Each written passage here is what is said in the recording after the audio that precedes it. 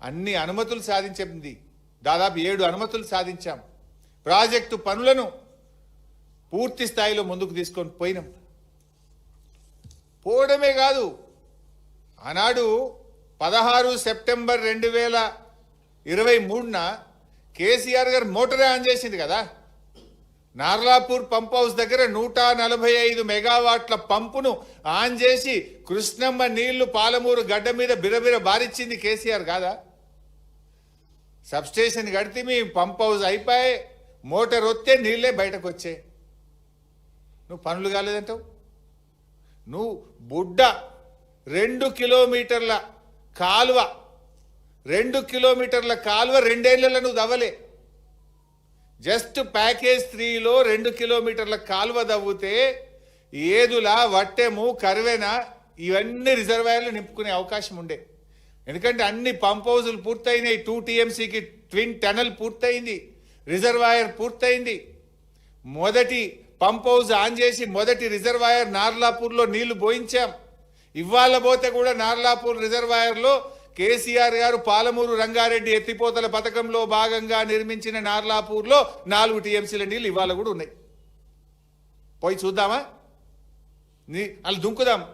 నీళ్లు ఉంటే మునుగుతాం, నీళ్ళు లేకపోతే తేలుతాం. ఉన్నాయా లేవా నీళ్లు నార్లాపూర్లా? నార్లాపూర్ నుంచి ఏదులా వట్టెం కరివెన రావాలంటే కేవలం 2 కిలోమీటర్ల కాలువ దవ్వేది ఉండే. మేముంటే ఈ పాటికి పారిద్దుడు నీళ్ళను. 2 ఏళ్ళైంది చెప్తే పాలమూరు బిడ్డ అంటారు. మరి అలా కన్న తల్లికి ద్రోహం చేసినట్టు పాలమూరుకే ద్రోహం చేస్తున్నారు మీరు. 2 కిలోమీటర్ల కాలువ దవ్వంది నిజం కాదా? తట్టెడు మట్టెత్తింది నిజం కాదా? 60% పనులు పూర్తయిన ఉద్దండాపూర్ రిజర్వాయర్ను ఈ రోజుకి ఎందుకు పూర్తి చేయలేదు?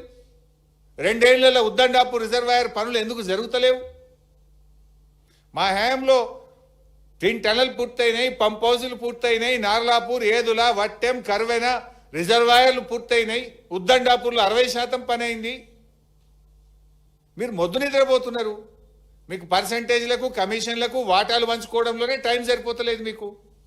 ఢిల్లీకి గల్లీకి ఇదంతా మీది rising in flying. Telangana rising కాదు, Revanth Reddy rising in flying. గత చరిత్రలో తెలంగాణ ముఖ్యమంత్రులు ఎవరింత ఫ్లయింగ్ చేయలే కావచ్చు. ఇవాళ వాస్తవానికి పాలమూరు పనులు 2 ఏళ్లలో పూర్తి చేసి ఉంటే కొడంగల్ నారాయణపేట ప్రజలకు 2.5 లక్షల ఎకరాలకు నీళ్లు పోయేటి. అసలు బీఆర్ఎస్ వచ్చుంటే నా ఈ పాటికి కొడంగల్ నారాయణపేట రైతుల కాళ్ళు కృష్ణమ్మ నీళ్లతో కడిగే వాళ్ళం మేము. రేవంత్ రెడ్డి కమిషన్ల కోసం దీన్ని పక్కన పెట్టి నారాయణపేట కొడంగల్ లిఫ్ట్ పెట్టి ఇలా కమిషన్ల కోసం కక్కుర్తి పడతా ఉన్నాడు. నారాయణపేట కొడంగల్ లిఫ్ట్లో బారిన దానికంటే డబుల్ గ్రావిటీ ద్వారా పాలమూరు రంగారెడ్డి ద్వారా బారుతుంది. దాంట్లో 5 లిఫ్ట్లు. దీంట్లో ఉట్టదే కాలువ దవ్వుతే కాలడ్డం పెడితే నారాయణపేట కొడంగల్లో 2.5 లక్షల ఎకరాలకు నీళ్లు పడతాయి. అంటే నీ స్వార్థం కోసం, నీ కమిషన్ల కోసం ఇవాళ ఈ కాలువలు దవ్వకుండా పాలమూరు జిల్లాకు నువ్వు అన్యాయం చేస్తున్నావు.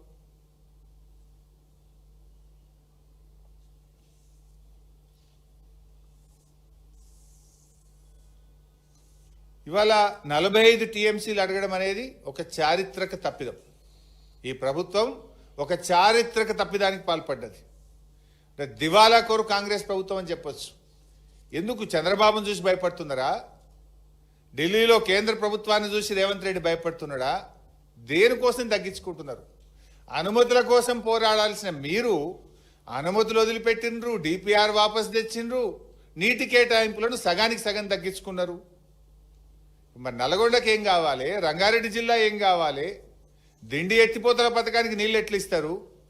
నువ్వు అసలు తెలంగాణకు ముఖ్యమంత్రివా, ఆంధ్రాకు ముఖ్యమంత్రివా? ఎవరి ప్రయోజనాలు కాపాడే ప్రయత్నం చేస్తున్నావు? పాలమూరు బిడ్డ అని చెప్పుకుంటూ పాలమూరు గొంతుకు వస్తున్నావు కదా నువ్వు. మళ్ళీ గదే ఏదో అంటారు చూడు, పాడిందే పాట పాసువన్ల దాసరా ఏదో అంటారు, గాడిద పాటనో ఏదో అట్లున్నది రేవంత్ రెడ్డి పాట. గదే మళ్ళీ 299 512 దాన్ని అసెంబ్లీలోనే మూతోడు జవాబు దియామై మూతి వలగొట్టేట ఆన్సర్ చెప్పిన అసెంబ్లీలో ఆధారాలతో సహా చెప్పిన. మళ్ళా గదే చిల్లర పాట పాడతాడు. ఆయన దగ్గర ఆన్సర్ లేదు.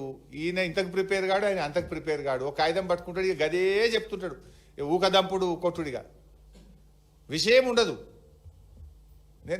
లాస్ట్ టైం అసెంబ్లీలో చెప్పినా కదా, 299, 512 మీద 1 డే ఫుల్ డిస్కషన్లో మీ నోరు ముయించిన నేను. అరే 1/2 డజన్ మంది మంత్రులు లేస్తే కూడా ఎవరికి వాళ్ళకి సమాధానం చెప్పినాం. మేము కేసీఆర్ ట్రైనింగ్లో పెరిగిన వాళ్ళం కదా. 299, 512లో ఆనాడు అసలు ఈ 299, 512 ఏడికెళ్ళి వచ్చిందండి? కాంగ్రెస్ ద్రోహం కదా. కాంగ్రెస్ పార్టీ ఆనాడు మరణ శాసనం రాసింది. ఇగో ఇది 2013లో కాంగ్రెస్ ప్రభుత్వము అసెంబ్లీలో పెట్టిన డాక్యుమెంట్. ఇది నాది కాదు, 2013 నాటి కాంగ్రెస్ ప్రభుత్వం. అందులో ఉత్తమ్ కుమార్ రెడ్డి, బట్టి గారు, శ్రీధర్ బాబు గారు వీళ్ళందరూ ఉన్నారల్లా. నాటి కాంగ్రెస్ ప్రభుత్వం అసెంబ్లీలో పెట్టిన డాక్యుమెంట్ ఇది. This is not my document.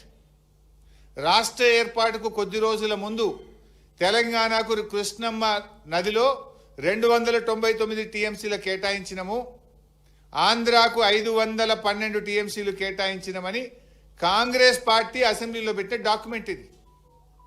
ఈ 299కు ఆజ్యులే Congress party. This is not my document, this is assembly document. అయినా బీఆర్ఎస్ పార్టీ ఊరుకోలే. మీరు కాంగ్రెస్ పార్టీ ఆనాడు, నేను కేసీఆర్ గారు డీటెయిల్గా చెప్పారు, నేను వాళ్ళకి పోను. అప్పర్ కృష్ణ ఆ ప్రాజెక్టులన్నీ ఎట్లా తెలంగాణకు అన్యాయం చేసిందో కేసీఆర్ గారు వివరంగా చెప్పారు.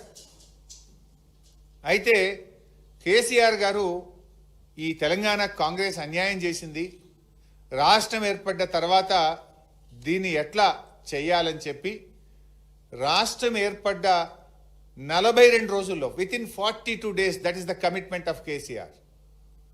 జూన్ 2న ఆయన ప్రమాణ స్వీకారం చేసిండ్రు. కొత్త రాష్ట్రము, అధికారులు తేలలేదు, ఆఫీస్ తేలలేదు, ఎవరేడ కూర్చోవాలనో తెలియదు. బట్ ఆయన కమిట్మెంట్, ఆయన డెడికేషన్.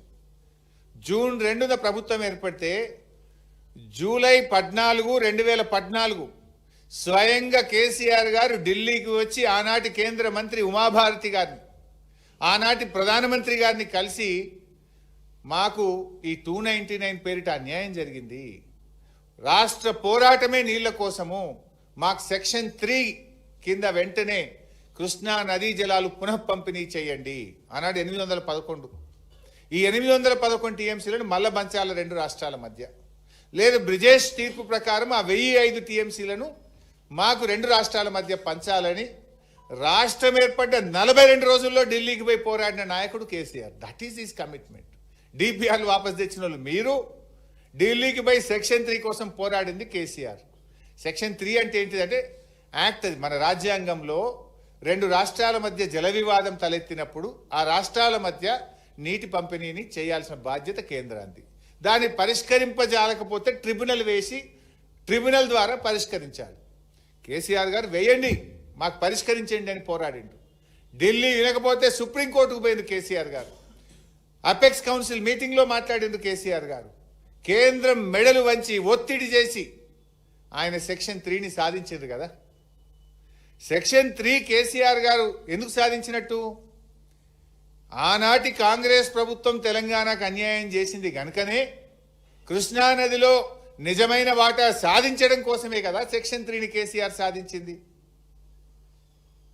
ఒకవేళ 299 టీఎంసీలకు మేము శాశ్వత ఒప్పందం చేసుకొని ఉంటే కేసీఆర్ గారు సెక్షన్ 3 కోసం ఎందుకు కొట్లాడతాడు?